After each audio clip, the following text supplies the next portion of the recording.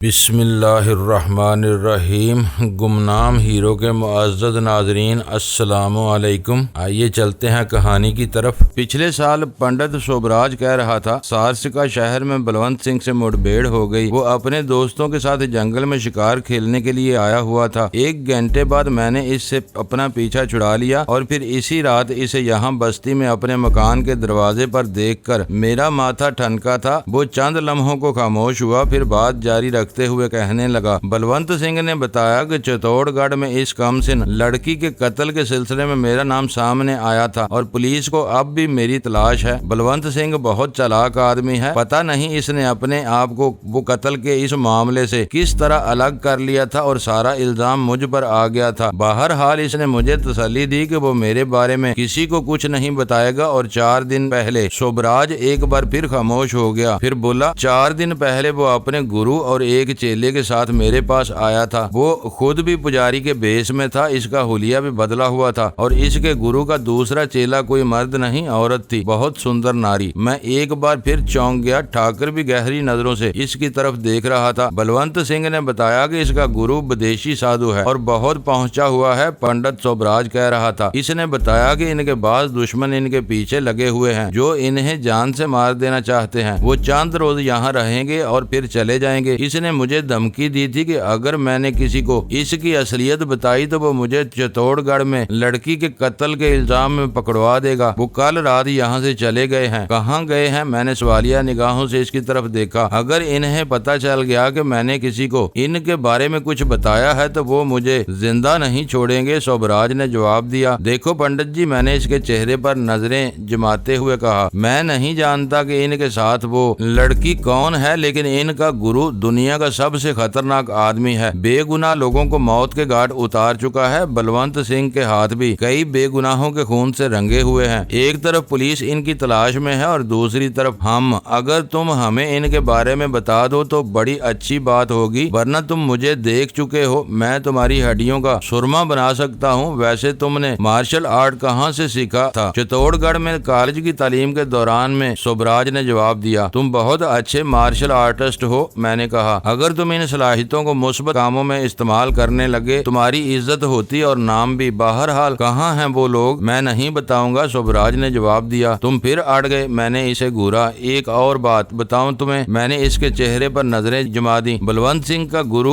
वो विदेशी साधु हिंदू नहीं मुसलमान है, तुम्हारे धर्म को नष्ट कर रहा है और बलवंत सिंह को भी धर्म से कोई दिलचस्पी नहीं। इनके साथ वो खूबसूरत लड़की इनकी रखेल है। क्या तुम अपने धर्म की ये तौहीन बर्दाश्त कर सको हो? मेरा ये हरबा कारगर साबित हुआ। इसका चेहरा एकदम धुआं हो गया। मैं इसके चेहरे के तासरात से अंदाजा लगा सकता था कि इसके दिमाग में हलचल सी मच गई थी। ठीक है, वो अपनी कैफियत पर काबू पाते हुए शिकस्त खोरदा से लहजे में बोला, मैं बता दूंगा कि वो लोग कहाँ हैं। बताओ, जल्दी करो, मैंने कहा। और इसी वक्त मेरे हाथ पर पानी का छींटा पड़ा। मैंने सर उठाकर ऊपर देखा। आसमान गहरे बादल थे और हल्की बूंदाबांदी शुरू हो गई थी। चलो गाड़ी में बैठकर बात करते हैं, ठाकुर ने कहा और मेरा खंजर मेरी तरफ बढ़ा दिया। मैंने झुककर जींद का पांचा उठाया और खंजर को पिंडली में बंधे हुए चमड़े के होल्स्टर में डाल दिया। पंडित सोबराज की पेशानी से अगरचे खून रिसना बंद हो गया था, मगर पेशानी नम हो रही थी। इसके बदन पर भी कांटों से कई खराशें आई थी। इसने पहले जमीन पर पड़ा हुआ अपना थैला उठाकर कंधे पर लटकाया और फिर झाड़ियों में पड़ी हुई चादर उठाकर बदन पर डाल ली। बारिश की बूंदें अब तेजी से गिर रही थी। हम दौड़कर गाड़ी में बैठ गए और दरवाजा बंद करके शीशे चढ़ा दिए। ठाकर ने इंजन स्टार्ट करके एसी चला दिया और गाड़ी को हरकत में ले आया। गाड़ी का रुख शहर की तरफ था। कहाँ जा रहे हो तुम लोग? पिछली सीट पर बैठे हुए पंडित ने पूछा। इसके लहजे में हल्का सा खौफ था। शहर, ठाकर ने जवाब दिया। बारिश में यहाँ वीराने में खड़े रहना मुनासिब नहीं है। अगर इत्मीनान रखो हम तुम्हें वापस बस्ती में छोड़ देंगे। गाड़ी मुनासिब रफ्तार से चलती रही। इसके साथ हमने पंडित सोबराज से सवाल जवाब का सिलसिला भी जारी रखा। इसके कहने के मुताबिक सारसिका से तकरीबन 20-22 मील आगे अलसर्थ का नाम का एक कस्बा है और इससे मजीद 15 मील आगे अलोर नामी कस्बा है। ये दोनों कस्बे तारीखी इमारत की वजह से खासी अहमियत और शोहरत रखते हैं। सलसर्थ और अलोर का दरमियानी इलाका छोटे छोटे टीलों और पहाड़ियों पर मुश्तमिल है। इन दोनों शहरों के बीच में एक रास्ता दाएं तरफ को निकलता है। इस रास्ते पर 3 मील आगे जाकर टीलों का सिलसिला खत्म हो जाता है और इससे आगे रेगिस्तान है, लेकिन 1 मील मजीद आगे जाने के बाद सुर्ख पहाड़ियों का एक सिलसिला शुरू हो जाता है। इन पहाड़ियों में बेशुमार छोटे छोटे गार हैं, लेकिन पहाड़ी सिलसिले के वस्त में एक बहुत बड़ा गार ऐसा भी है जहाँ काली का मंदिर बना हुआ है। साल भर ये रास्ता मंदिर और गार वीरान रहते हैं। कभी कभार कोई यात्री इस तरफ चला जाता है, लेकिन साल में एक मर्तबा वो मंदिर और इसके आसपास के गार आबाद हो जाते हैं। इन दिनों यहाँ मेले का सा समा होता है। इन दिनों काली के मानने वाले यात्री हिंदुस्तान के कोने कोने से बल्कि दूसरे मुल्कों से भी यहाँ आते हैं। ये मेला 7 दिन जारी रहता है और इन 7 दिनों में 3 गार वाले मंदिर में काली के चरणों पर 3 इंसानी जानों की भेंट चढ़ाई जाती है। लेकिन मैंने तो सुना है कि इंसानी जानों की भेंट पर पाबंदी है और रस्म खत्म की जा चुकी है। मैंने इसके खामोश होने पर कहा, पाबंदी तो सती की रस्म पर भी है, लेकिन चंद रोज पहले हमने अपने गांव में वो रस्म अदा की। पंडित सुबराज ने इस लहजे में जवाब दिया जैसे एक जिंदा औरत को चिता में जलाकर उन्होंने बहुत बड़ा कारनामा अंजाम दिया हो। अलूर की पहाड़ियों में हर साल मेला लगता है और काली के चरणों पर 3 इंसानों की भेंट दी जाती है। ये सिलसिला जारी है और इसमें कभी नागा नहीं हुआ। क्या तुम भी कभी वहाँ गए हो? मैंने पूछा। एक मर्तबा गया था, पंडित ने इस बात में सर हिलाया। फिर मुझे मंदिर में काली की मूर्ति के करीब जाने का मौका नहीं मिला था। बहुत रश होता है वहाँ। क्या सरकार को मालूम नहीं है? सरकार सब जानती है। इसने मेरी बात काट दी। लेकिन वहाँ कोई कार्रवाई नहीं हो सकती, हजारों लोग होते हैं। गाँव देहातों के आम मेलों ठेलों में पुलिस भी होती है ताकि कोई हंगामा ना हो, कोई गड़बड़ ना हो। लेकिन पहाड़ियों में काली के इस मेले में कोई पुलिस वाला नहीं होता। पुलिस इधर का रुख ही नहीं करती। तो तुम ये कहना चाहते हो कि बलवंत सिंह अपने गुरु यानी विदेशी साधु के साथ वहीं गया है? मैंने असल मौजू की तरफ आते हुए कहा। हाँ, वो लोग वहीं गए हैं, पंडित ने जवाब दिया। मेला अगरचे 15 दिन बाद शुरू होने वाला है, इससे एक हफ्ता पहले लोग इस तरफ जाना शुरू हो जाते हैं। अगर कोई इससे भी पहले वहां जाना चाहे तो किसी को क्या एतराज हो सकता है? बारिश तेज हो गई थी, कच्चा रास्ता पहले ही खराब था। बारिश की वजह से और गड़बड़ हो गई थी। अंदेशा इस बात का था कि पहिए दलदल में न दंस जाएं। ठाकर बहुत मोहतात अंदाज में ड्राइव कर रहा था और बिल आखिर हम कच्चे के इलाके से निकलकर सारस्का शहर के नवाब में पुख्ता सड़क पर पहुंच गए। इसके साथ ही ठाकर ने गाड़ी की रफ्तार बढ़ा दी और शहर की मुख्तलिफ सड़कों से होते हुए हम अपने हाट की तरफ निकल आए। बिमला, रूपमती और जानकी बरामदे में बैठी बारिश से लुत्फअंदोज हो रही थी। हमारे साथ एक पंडित को गाड़ी से उतरते देखकर वो तीनों चौंके बगैर नहीं रह सकी थी। वो तीनों हमारे साथ ही अंदर आ गई थी। पंडित सुबराज पलकें झपक झपक कर इन तीनों को देख रहा था। ठाकुर ने इसे एक सोफे पर बैठने का इशारा किया और रूपमती को चाय बनाने को कहकर अपने कमरे की तरफ चला गया। तुम लोग मुझे यहाँ ले आए हो? पंडित सुबराज ने मेरी तरफ देखा। राजा इंद्र के अखाड़े में, मैंने मुस्कुराते हुए जवाब दिया। ये देखो कितनी हसीन देवियां हैं यहाँ। आराम से बैठे आंखें सेंकते रहो, अभी थोड़ी देर में चाय बन जाएगी तो कलेजे की सकाई भी हो जाएगी। पंडित की आंखों में उलझन सी तैर गई। ये कौन है? जानकी ने मेरी तरफ देखते हुए पूछा। पंडित सुबराज बहुत पहुँचे हुए महापुरुष हैं, मैंने जवाब दिया। ये ओम का लिबादा ओढ़ने से पहले बड़े रंगीले आदमी हुआ करते थे। अपने दोस्तों के साथ हर रात किसी न किसी लड़की को ले उड़ते थे। आखिरी लड़की इनकी ज्यादतियों को बर्दाश्त न करते हुए जान से गुजर गई थी और ये चित्तौड़गढ़ से ऐसे भागे के आज तक पीछे पलट कर नहीं देखा। और कौन कह सकता है कि वो इन महाशय के लिए आखिरी लड़की थी? चित्तौड़गढ़ से भागने के बाद इन्होंने जो रास्ता इख्तियार किया है वहाँ लड़कियों की तो कमी नहीं। उन्होंने दासियों से खूब सेवा करवाई होगी। इन महाशय के बारे में एक और अहम बात ये कि ये दारा और बलवंत सिंह के बारे में जानते हैं क्या? जानकी उछल पड़ी। किचन में खड़ी हुई रूपमती ने भी ये बात सुन ली थी और वो भी खिड़की से झांक कर देख रही थी। हाँ, मैंने कहा, ये बहुत अच्छे आदमी हैं। इन्होंने हमें बता दिया कि दारा और बलवंत सिंह से कहाँ मुलाकात हो सकती है। और इनका एक और कारनामा ये भी है कि चंद रोज पहले धूलपुर में इस औरत को सती करने में इन्होंने सबसे अहम रोल अदा किया था। क्या? जानकी एक बार फिर उछल पड़ी। हाँ, ये लकीर के फकीर हैं, इन्हें धर्म में तब्दीलियां पसंद नहीं। मैंने कहा, इन्हीं के प्रचार से मुतासर होकर धूलपुर के सीधे साधे और मासूम देहाती इस औरत को चिता में जिंदा जलाने पर तैयार हो गए थे। बिमला और जानकी मतवहश नजरों से इसकी तरफ देख रही थी। इन्हें मेरी बातों पर कोई शुबा नहीं था। हिंदुस्तान में ऐसे कट्टर, जुनूनी और इंतहा पसंद हिंदुओं की कमी नहीं थी। पंडित और पुजारी धर्म को अपने घिनौने मकासद के लिए भी तरह तरह से इस्तेमाल करते थे। इससे सब ही लोग वाकिफ थे। सामने बैठे हुए पंडित सुबराज की खामोशी मेरी बातों की तस्दीक कर रही दी थी। रूपमती ने चाय के कप मेज पर रख दिए। चाय पियो पंडित जी। मैंने एक कप उठाकर इसकी तरफ बढ़ा दिया। इसने पिर्च पकड़ी तो इसमें रखा हुआ कप थरथराने लगा। पंडित सुबराज के हाथ कांप रहे थे। घबराओ नहीं पंडित जी, यहाँ हम तुम्हें कुछ नहीं कहेंगे। बिमला, पंडित जी को पानी पिलाओ, मैंने कहा। बिमला दौड़कर पानी ले आई। गिलास भी पंडित जी के हाथों में थरथरा रहा था। पानी पीने के बाद इसने किसी हद तक अपने आप पर काबू पा लिया। वो यकीनन पछता रहा होगा कि अपने माजी के बारे में हमें क्यों बताया, लेकिन इस वक्त इससे सवाल मैं कर रहा था और मैंने इसके माजी की एक एक बात इसके हलक से उगलवा ली थी। चाय पीने के दौरान में ही ठाकर भी आ गया। बिमला वगैरह भी हमारे करीब बैठी हुई थी। वो भी पंडित से बातें करने लगी। पंडित सुबराज को कुछ हौसला मिला और इसने अपने हवास पर काबू पा लिया। मेरे माथे पर कुछ लगा दो महाराज, बहुत कष्ट हो रहा है, इसने ठाकुर की तरफ देखते हुए कहा। थोड़ी देर रुक जाओ, तुम्हारे सारे कष्ट दूर हो जाएंगे, ठाकुर ने कहा। ठाकुर की बात पर मैं चौंके बगैर नहीं रह सका था। मैंने पंडित की तरफ देखा, लेकिन इसने शायद इस बात पर ज्यादा तवज्जो नहीं दी थी। हम बातें कर रहे थे कि बाहर कोई गाड़ी रुकने की आवाज सुनाई दी और सिर्फ 1 मिनट बाद इंस्पेक्टर पांडे 2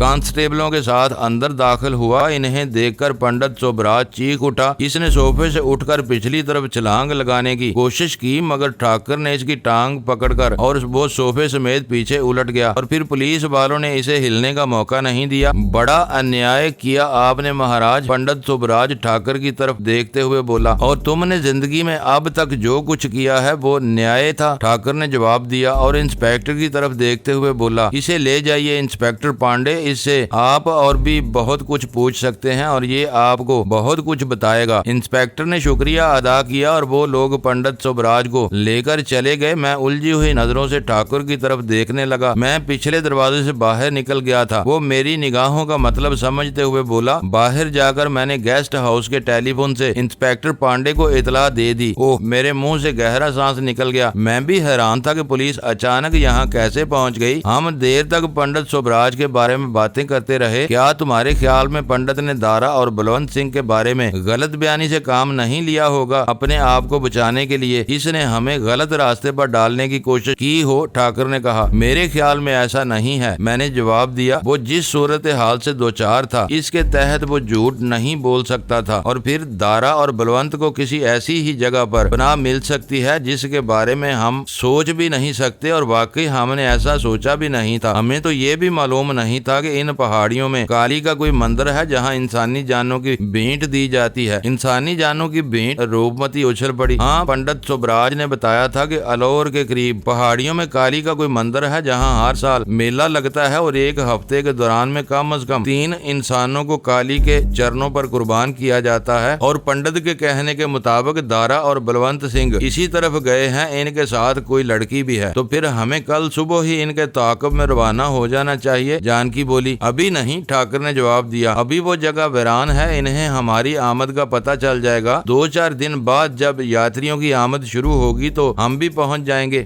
बारिश रुक गई थी। हम हाट से निकलकर लान में आ गए। धुले और निखरे हुए पौधे बड़े भले लग रहे थे। बारिश से मौसम भी खासा खुशगवार हो गया था। शाम 7 बजे के करीब ठाकुर और रूपमती खाना लेने के लिए शहर की तरफ चले गए। अगरचे किचन में पूरा राशन और जरूरत की हर चीज मौजूद थी और 3 औरतें भी थी, लेकिन ये तीनों सिर्फ चाय और काफी बनाने की हद तक ही रही थी। हाट का मुलाजिम अभी तक अस्पताल में पड़ा था। अगर वो होता तो हमें खाने की भी परेशानी न होती। जानकी, बिमला और मैं लान ही में बैठे रहे। 8:30 बज गए। रूपमती और ठाकुर अभी तक वापस नहीं आए थे। मेरा ख्याल था कि वो शंकर और भगत वगैरह को देखने अस्पताल चले गए होंगे। 9 बजे के करीब पुलिस की एक जीप हाट के सामने आकर रुकी तो मैं चौंके बगैर नहीं रह सका। जीप में सिर्फ ड्राइवर था। वो उतरकर तेज तेज कदम उठाता हुआ हमारी तरफ आ गया। ठाकुर जी की मोटर का एक्सीडेंट हो गया है। इंस्पेक्टर पांडे ने आपको अस्पताल बुलाया है, ड्राइवर ने करीब पहुंचकर कहा। मैं एक झटके से उठकर खड़ा हो गया। जानकी और बिमला भी उछल पड़ी थी। इन दोनों के चेहरे एकदम धुआं हो गए थे। ओह, मैं बोला, ये कैसे हैं वो दोनों? आप अस्पताल चलकर देख लीजिए, ड्राइवर ने जवाब दिया। मेरा दिमाग घूम रहा था। दिल में तरह तरह के वसवसे आने लगे। अगर कोई मामूली हादसा होता तो पुलिस के ड्राइवर को भेजकर हमें ना बुलवाया जाता। इसका मतलब था कि हादसे की नौयत कुछ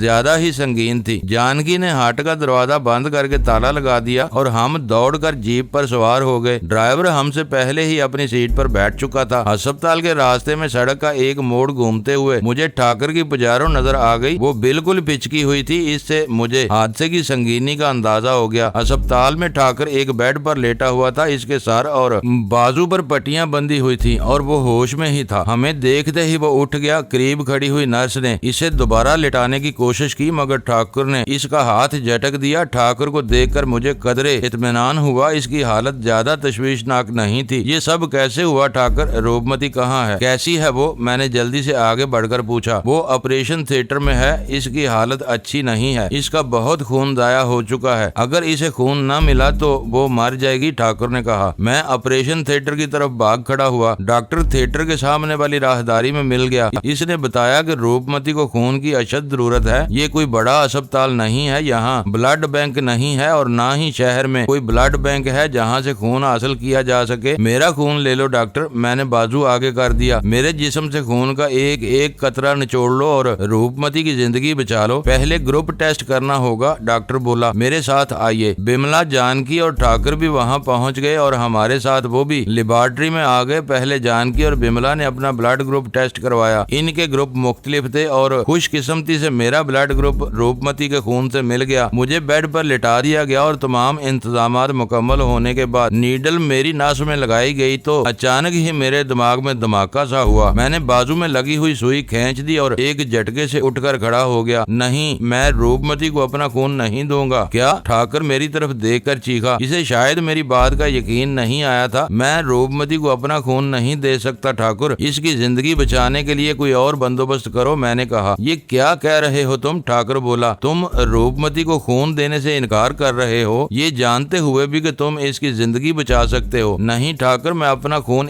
नहीं दे सकता, मैंने जवाब दिया। मुझे यकीन नहीं आ रहा कि तुम ऐसे मौका पर रूपमती की मदद करने से इनकार कर दोगे। ठाकुर ने मेरे चेहरे पर नजरें जमाते हुए कहा। वो रूपमती है। इसने तुम्हारे लिए क्या कुछ नहीं किया, क्या क्या मुसीबतें नहीं झेली इसने तुम्हारे लिए। और अब जब कि वो जिंदगी और मौत की कश्मकश में मुब्तला है तो तुम पीछे हट रहे हो। मैं तुम्हें ऐसा एहसान फरामोश नहीं समझता था। ठाकुर जज्बात में आ रहा था। अगर रूपमती को कुछ हो गया तो मैं भी जिंदा नहीं रह सकूंगा। रूपमती को बचा लो वजदान, तुम्हें तुम्हारे खुदा का वास्ता बचा लो इसे। वो मेरे दोनों बाजू पकड़कर झंझोड़ने लगा। मैं रूपमती को अपना खून नहीं दे सकता ठाकुर, मैंने जवाब दिया। और ये बात कहते हुए मुझे यूं लग रहा था जैसे किसी ने मेरा दिल मुट्ठी में ले रखा हो। बिमला, बताओ ठाकुर को, बताओ कि मैं रूपमती को अपना खून क्यों नहीं दे सकता। बिमला भी चौंक गई और फिर शायद बात इसकी समझ में आ गई। वो ठाकुर को हाथ से पकड़कर खींचते हुए एक तरफ ले गई। चंद मिनट बाद ठाकुर वापस मुड़ा तो मेरी आंखों से बहते हुए आंसू देखकर मुझसे लिपट गया। मैं बड़ी मुश्किल से अपनी हिचकी जब्त कर सका था। मैं एहसान फरामोश और नमक हराम नहीं हूँ ठाकुर। मैंने भी इसे अपनी बाहों में लपेट लिया। तुम लोगों के एहसानात तो मैं मरते दम तक नहीं भूल सकूंगा। तुम लोगों के लिए तो मैं अपनी जान तक देने को तैयार हूँ, लेकिन मैं रूपमती को अपना खून नहीं दे सकता। मेरे खून का पहला कतरा इसके खून में शामिल होते ही वो खत्म हो जाएगी। मैं कितना बदकिस्मत हूँ कि जिंदगी के इन नाजुक तरीन लम्हात में अपनी मौसना के काम नहीं आ सकता। मैं समझ गया हूँ, ठाकुर ने मेरी पेशानी पर बोसा देते हुए कहा। बिमला ने मुझे सब कुछ बता दिया है। मैंने तुम्हें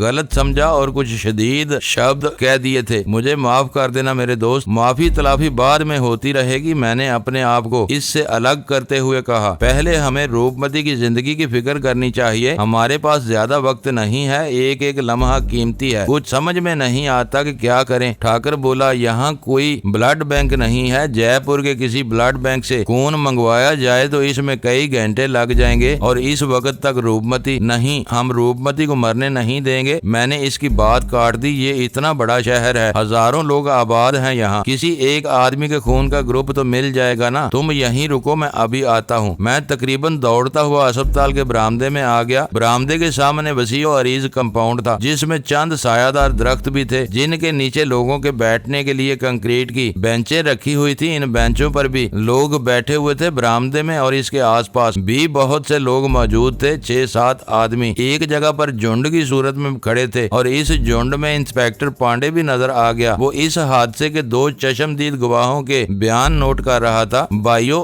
जरा मेरी बात गौर से सुनो, मैंने फेफड़ों की पूरी कुव्वत इस्तेमाल करते हुए कहा। लोग फौरन ही मेरी तरफ मतवज्जो हो गए। इंस्पेक्टर पांडे भी मुड़कर मेरी तरफ देखने लगा। एक इंसान मौत और जिंदगी की कश्मकश में मुब्तला है। हादसे में जख्मी होने वाली वाली देवी को खून की जरूरत है। आप में बहुत से लोग ऐसे होंगे जिनका ब्लड ग्रुप इससे मिल जाएगा। हम खून की एक बोतल के लिए मुंह मांगी कीमत देने को तैयार हैं, कीमतन नहीं तो इंसानी हमदर्दी के नाते खून की सिर्फ एक बोतल एक सच्चे और खरे इंसान की जिंदगी बचा सकती है। इंस्पेक्टर पांडे मेरे करीब आ गया और लोगों को मुखातब करते हुए बोला, ये वो अजीम इंसान है जिसने इस शहर को और दूर दराज के कस्बों और देहातों में रहने वाले लोगों को गंगोली चौधरी जैसे अफरीद से निजात दिलाई है। यही है वो महान आदमी जो गंगोली जैसे राक्षस का मुकाबला करने के लिए अकेला जंगल में घुस गया था। इसने गंगोली चौधरी और इसके ग्रोह का खात्मा करने के लिए अपनी जान की बाजी लगा दी थी। मैं इसका चश्मदीद गवाह हूँ। और आज वो एक लम्हे को खामोश हुआ, फिर बात जारी रखते हुए बोला, और आज अपनी दोस्त की जान बचाने के लिए इसे तुम्हारी मदद की जरूरत है। इस महान आदमी पर साबित कर दो कि हम भी एहसान फरामोश नहीं है। मैं अपने आप को पहले ही पेश कर चुका हूँ, लेकिन बदकिस्मती से मेरा ब्लड ग्रुप इस देवी के खून से नहीं मिलता। तुम लोगों में कौन है जो इस देवी की जान बचाने के लिए अपना खून दान करे? तकरीबन 1 दर्जन आदमी हमारे सामने आ गए थे। वो किसी कीमत के बगैर खून देने को तैयार हो गए थे। बहुत से लोग इनके गिर्द जमा हो गए। उन्होंने सिर्फ सुना था कि हिम्मत सिंह नामी किसी सूरमा ने गंगोली चौधरी को ठिकाने लगाया था और अब वो सूरमा इनके सामने खड़ा था। लोग आगे बढ़ बढ़ कर मुझसे हाथ मिला रहे थे, मेरे हाथों और मेरी पेशानी पर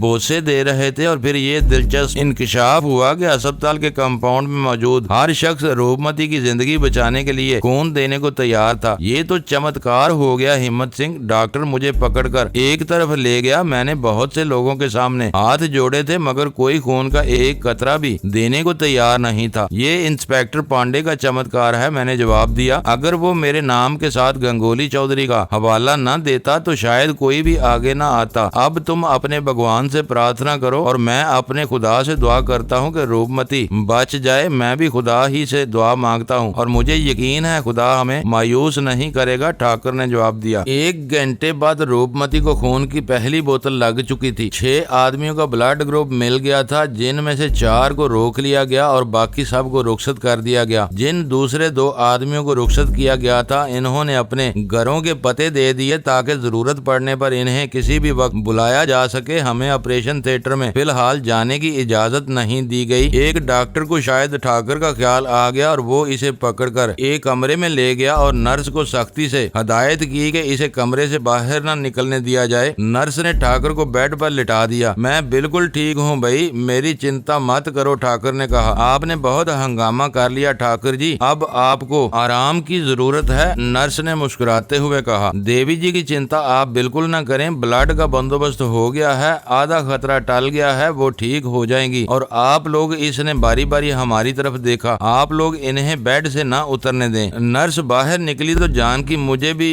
हाथ से पकड़कर बाहर ले आई। तुमने रूपमती को अपना खून देने से इनकार क्यों किया था? वो राहदारी में एक जगह रुक कर बोली। तुम तो खून देने के लिए लेट गए थे, फिर अचानक क्यों भाग खड़े हुए? बात ये है जानकी, मैंने इधर उधर देखते हुए कहा। तुम्हें याद है शाओलिन टेम्पल में ट्रेनिंग के दौरान में जब हम सुबह सवेरे मास्टर हैंगपाई के साथ पहाड़ी पर योगा की मशक किया करते थे और एक रोज मास्टर हैंगपाई ने अपने आप को सांप से डसवाया था और वो सांप मर गया था। जानकी ने मेरा जुमला मुकम्मल कर दिया। हाँ, मैंने कहा बाज खास जड़ी बूटियों के इस्तेमाल से मास्टर हैंगपाई के खून में इतना जहर भर गया था कि निहायत जहरीला सांप भी इसे डसते ही मर गया था। मगर तुम भी? जानकी की आंखें वहशत से फैलती चली गईं। हाँ, मैंने इस बात में सर हिलाया। तुम्हें याद होगा कि कुछ अरसे तक खाने में सुबह कोई ऐसी चीज भी दी जाती थी जिसके लिए तुम्हें मना कर दिया जाता था। इस खुराक में मुझे वो जड़ी बूटियां इस्तेमाल कराई गई थी जिनसे मेरे खून में जहर शामिल हो गया। तुमने मुझसे कभी इसका तज़किरा नहीं किया था और गालबन बिमला को बता रखा था और इसने ठाकुर को अलग से जाकर बताया होगा। वो मुझे खा जाने वाली नजरों से घूर रही थी। हमें शाओलिन टेम्पल से आए हुए अरसा हो चुका है, लेकिन मुझसे इस सिलसिले में कभी बात नहीं की और बिमला से 4 दिन की दोस्ती में तुमने इसे अपने बारे में सब कुछ बता दिया। आखिर इस छोकरी में ऐसे क्या सुरखाब के पर लगे हैं कि तुमने इसके लिए अपनी जिंदगी भी दाव पर लगा दी थी? तुम फिर पटड़ी से उतर रही हो, मैंने मुस्कुराते हुए कहा। मुझ पर भी ये इंकशाफ सिर्फ 3 दिन पहले हुआ था, जब इंस्पेक्टर पांडे और बिमला की मौजूदगी में जंगल में एक ब्लैक कोबरा ने मुझे डस लिया था और वो बेचारी खुद ही अपनी जान से हाथ धो बैठा था। ओह, जानकी चौंक सी गई। अगर मैं खुद अपनी जुबान से कहता कि मेरे खून में जहर मिला हुआ है तो ठाकर मेरी बात पर यकीन न करता। इसलिए मैंने बिमला से कहा था कि वो ठाकर को बता दे। मैंने कहा ये तो बड़ी संगीन सूरत हाल है। जानकी बोली, अगर कभी मुझे तुम्हारे खून की जरूरत पड़ गई तो।